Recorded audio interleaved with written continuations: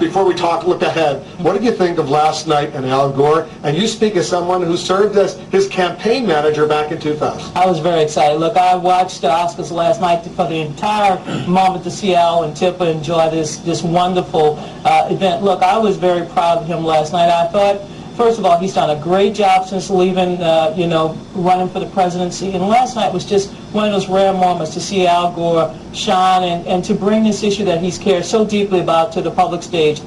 Congratulations, Al Gore. What did you think, Jason? Well, congratulations as well. But I think what we ought to ask Donna, is he going to run? Oh, well, he's already told many of us that he has no intentions right now of running. He's closed the door, but who knows? There may be a window of opportunity, and we'll see. He parses his words, Donna, very carefully. He says he has no plans to run, which is not necessarily a hard and fast, absolute no. Here's the question. If the front runners on the Democratic side, Hillary Clinton, Barack Obama, John Edwards, if they seem to be stumbling, might he then throw his hat into the ring? Look, Al Gore not only has the stature, we all know that he can raise the money. He has a built-in network, and the advantage that most candidates would envy. Just recently, he was in Idaho, and he was able to sell 10,000 tickets in 10 minutes. That's faster than Elton John can sell tickets in a bright red state. So I think Al Gore, if he decides to get in late fall, early next year, he can still get in. The deadline he has to watch, and many people know this,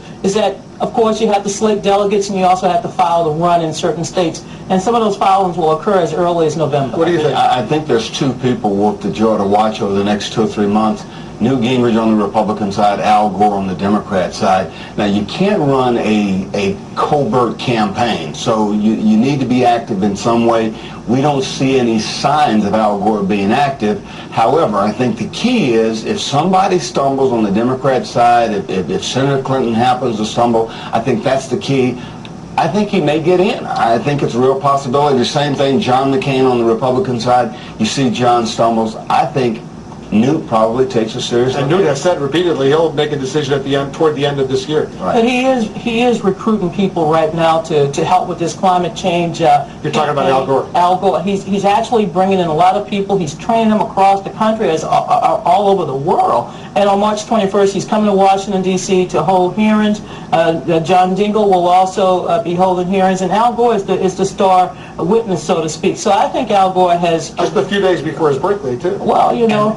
And that's a good time to come. And I think there's an issue out there that you could probably run for president on.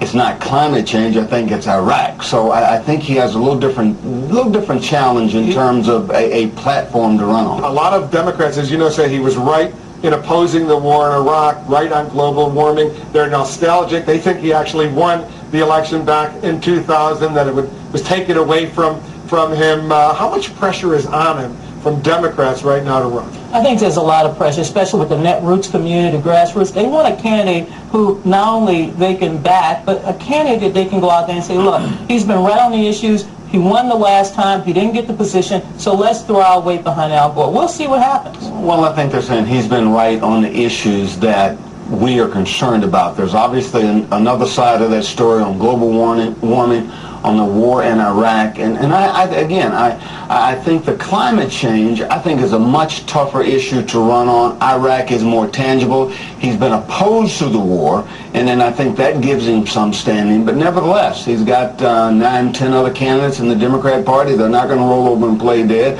And he's got the Republican opposition as well. So if you're going to do it, I think time is getting short, but we'll see what happens. We'll leave it there, guys. Thanks very much.